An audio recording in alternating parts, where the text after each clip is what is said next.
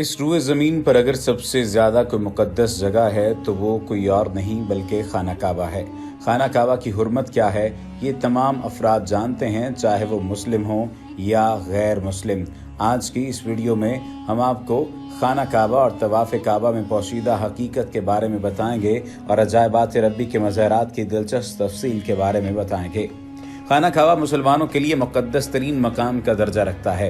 ये तमाम दुनिया में रहने वाले मुसलमानों के लिए किबले की भी हैसियत रखता है और तमाम आलम इस्लाम इसी की जानिब मुँह करके नमाज पढ़ते हैं। खाना काबा से मुताल्लिक़ चंद हक़ाइक़ ऐसे हैं जिनसे आम मुसलमान ज़्यादातर वाकिफ़ नहीं है। अल-अरबिया.नेटवर्क की एक रिपोर्ट के मुताबिक खाना काबा को सबसे पहले फरिश्तों ने तामीर किया। बाद में हज़रत इब्राहीम अलैहिस्सलाम और उनके बेटे हज़रत इस्माईल अलैहिस्सलाम ने खाना काबा की तामीर की और इसके दरो दीवार को मुकम्मल किया। खाना काबा में जन्नत से लाया गया एक मोती जिससे हजर अस्वद कहा जाता है, जबकि गैर मुस्लिम उसे स्याह पत्थर कहते हैं, नस्ब है।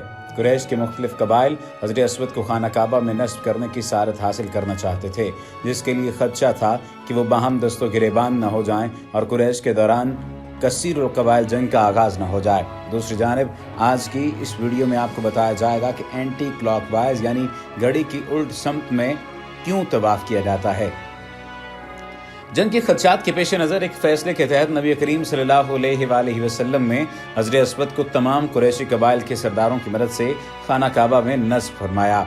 यहाँ ये अमर भी दिलचस्पी से खाली नहीं कि साइंसी तहकीक के बाद ये नतीजा अखज़ किया गया है कि खाना काबा दुनिया के ऐन वस्त में मौजूद है और ज़मीन की किसी भी तरफ से पैमाइश करने वाला जब वस्त में पहुँचता है तो वो ये जानकर हैरान रह जाता है कि ज़मीन के किसी भी तरफ से शुरू की गई इसकी पैमाइश के ऐन वस्त में खाना काबा मौजूद है। दुनिया भर से मुसलमान हज उम्रा की अदायगी के लिए मक्का मुकरमा का रुख करते हैं और तवाफ़ काबा की सआरत हासिल करते हैं। काबा का तवाफ़ एंटी क्लॉकवाइज यानी घड़ी की उल्टी समत किया जाता है। जदीद साइंसी तहकीक से ये बात सामने आई है कि एंटी क्लॉकवाइज चलने से फासला जल्द तय हो जाता है और इस तरह तवाफ़ करने से जिस्म पर अच्छे असरात मुरतब होते हैं, जबकि दिल की सेहत के लिए अच्छा है। एक और काबिल ज़िक्र बात यह है कि खाना काबा की बरकत और इंसानों की ज़रूरत को मद्देनज़र रखते हुए अल्लाह सुब्हानहू व तआला ने यहाँ पानी का ऐसा कुआं भी पैदा फरमाया है जिसका पानी दुनिया के तमाम पानियों से बेहतर है और इंसानी सेहत के लिए नहायत मुफीद करार दिया गया है। इस कुएं का माखज़ आज तक दरियाफ्त नहीं हो सका। आप ये बात भी जानकर हैरान रह जाएंगे कि आब ज़मज़म दुनिया में वाहिद मौजूद पानी है जिसमें अल्लाह ताला ने ये खसूसियत रख दी है कि इससे करंट पास नहीं हो सकता, यानी बिजली के जारी होने वाले एटम्स को रोकने की सलाहियत रखता है जिससे करंट बेअसर हो जाता है। खाना काबा बिलाशुबा अजायबात रब्बी का एक नहायत शानदार मज़र है। हज के दौर में मदीना मुनव्वरा से ख़ास कबूतरों का गौल खाना काबा का रुख करता है और हज के मौसम में मस्जिद हराम में डेरे डाले रखता है। हज के चंद दिनों बाद हाजियों की वापसी के साथ ही ये कबूतर वापस मदीना मुनव्वरा चले जाते हैं और ऐसा कई सदियों से जारी है। इन कबूतरों से मुताल्लिक़ मुख्तलिफ रिवायात मौजूद हैं। कहा जाता है कि हज़रत नूह अलैहिस्सलाम ने जिस कबूतर को तूफ़ान के दौरान खुश्की का पता मालूम करने भेजा था और जो अपने पंजों में सब दरख्त की टहनी तोड़ कर लाया था, ये उसी कबूतर की नस्ल से ताल्लुक़ रखते हैं। एक और जो अहम चीज़ है वो जानना बहुत ज़्यादा ज़रूरी है। मुस्लिम हो या गैर मुस्लिम, दुनिया में कोई भी ऐसा नहीं मिलेगा जो खाना काबा के बारे में ना जानता हो। खाना काबा हर मुसलमान के दिल की धड़कन का नाम है। हर मुसलमान जब अल्लाह से अपनी अताअत और मोहब्बत का इजहार करता है तो सबसे बड़ी इबादत नमाज पढ़ता है और नमाज के लिए शर्त है कि नमाज पढ़ने वाले का रुख खाना काबा की तरफ हो। इस बात का जिक्र पहले भी हो चुका है कि दीन इस्लाम मुअज्जा है जिसको इंसान के अक्ल शऊर भी तस्लीम करते हैं। आज साइंस इस बात को मानती है कि कायनात को बगैर रियाजी समझना मुमकिन नहीं है और रियाजी का सबसे सुपीरियर नंबर 1618 है। अल्लाह ताला ने कायनात में वकूफ़-पज़ीर होने वाली बेशुमार चीज़ों को इसी डिजिट पर बनाया है। हरकत कल्ब का रेशो और कायनात की खासी तख्लीक, DNA, सितारों और कहकशाओं की तख्लीक में इन्हीं गोल्डन नंबरों का इस्तेमाल किया गया है। इसे गोल्डन नंबर के रेशो पर एहराम मिस्र की तामीर की गई। साइंसदान इस नंबर को कीमती ख़जाना करार देते हैं। नामवर साइंसदानों और डॉक्टर्स ने बेइंतहाई वसूख से कहा है कि इंसान के जिस्म की तमाम साख्त इस नंबर के तनासुब में मिलती है। इंसान का जिस्म हो या चेहरा, तमाम चीज़ें इसी रेशो पर अल्लाह ने बनाई हैं। अगर आपको ज़मीन का गोल्डन रेशो पॉइंट निकालना हो तो मक्का मुकरमा है।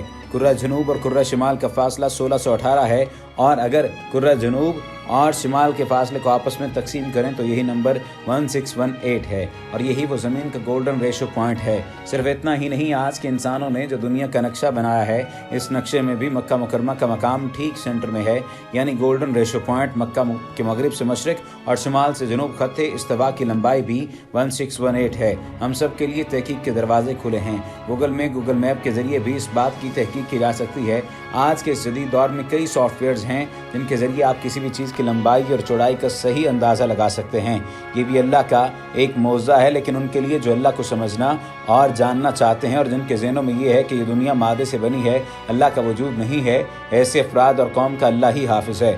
قرآن اس بارے میں کیا کہتا ہے ملاحظہ فرمائیے۔ بے شک سب سے پہلا مکان جو لوگوں کے لیے بنایا گیا وہ مکہ ہے، مبارک ہے اور عالمین کے لیے مجسم ہدایت ہے۔ اس میں شک نہیں، دنیا کا پہلا مکان اللہ کا گھر ہے، اور یہ بھی ایک معجزہ ہو کہ دنیا کے جس کونے سے دیکھیں کعبہ آپ کو دنیا کے سینٹر میں ہی ملے گا، اور یہ معجزہ کوئی عام معجزہ نہیں ہے۔ عمارت کی ساخت کے متعلق بات کی جائے تو خانہ کعبہ کے اندر 3 ستون اور 2 چھتیں ہیں۔ باب کعبہ کے متوازی ایک اور دروازہ تھا، دیوار میں نشان نظر آتا ہے، یہاں نبی پاک صلی اللہ علیہ وآلہ وسلم نماز ادا کیا کرتے تھے۔ کعبہ کے اندر رکن عراقی کے پاس باب توبہ ہے، جو المونیم کی 50 سیڑھیاں ہیں جو کعبے کی چھت تک جاتی ہیں۔ چھت پر 1.25 میٹر کا شیشے کا ایک حصہ ہے جو قدرتی روشنی اندر پہنچاتا ہے۔ کعبے کے اندر سنگ مرمر کے پتھروں سے تعمیر ہوئی ہے اور قیمتی پردے لٹکے ہوئے ہیں، جبکہ قدیم ہدایات پر مبنی ایک صندوق بھی اندر رکھا ہوا ہے۔ کعبے کی موجودہ عمارت کو آخری بار 1996 میں تعمیر کیا گیا تھا اور اس کی بنیادوں کو نئے سروں سے بھرا گیا تھا۔ کعبے کی سطح مطاف سے تقریباً 2 میٹر بلند ہے، جبکہ یہ عمارت 14 میٹر اونچی ہے۔ کعبے کی دیواریں 1 میٹر سے زیادہ چوڑی ہیں، جبکہ اس کے شمال کی طرف نصف دائرے میں جو جگہ ہے اسے حتیم کہتے ہیں۔ اس میں تعمیر ابراہیم کی 3 میٹر جگہ کے علاوہ وہ مقام بھی شامل ہے جو ابراہیم علیہ السلام نے ہاجرہ اور اسماعیل علیہ السلام کے رہنے کے لیے بنایا تھا، جسے باب اسماعیل کہا جاتا ہے۔ حتیم کی بات کی جائے تو حتیم جسے حجر اسماعیل کہا بھی جاتا ہے، خانہ کعبہ کے شمال کے سمت ایک دیوار ہے جس کے باہر سے طواف کیا جاتا ہے۔ اس دیوار کے متعلق کہا جاتا ہے کہ وہ خانہ کعبہ میں شامل تھی۔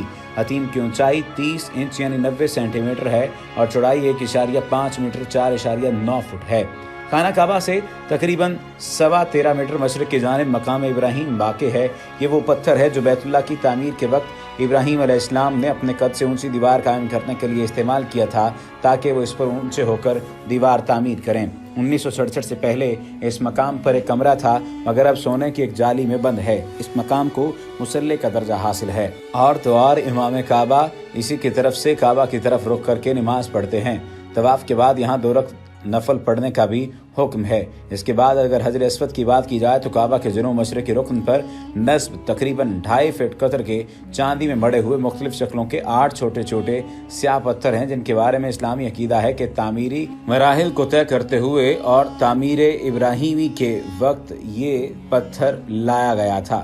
دوسری جانب اگر بات کی جائے بعد ازاں تعمیر قریش کے دوران میں نبی اکرم صلی اللہ علیہ وآلہ وسلم نے اپنے دست مبارک سے اس جگہ نصب کیا تھا اور ایک بہت بڑے فساد سے قوم کو بچایا۔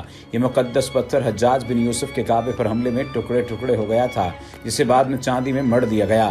کعبہ شریف کا طواف بھی حجر اسود سے شروع ہوتا ہے اور ہر چکر پر اگر ممکن ہو تو حجر اسود کو بوسہ دینا چاہیے، ورنہ دور سے ہی ہاتھ کے اشارے سے بوسہ دیا جا سکتا ہے۔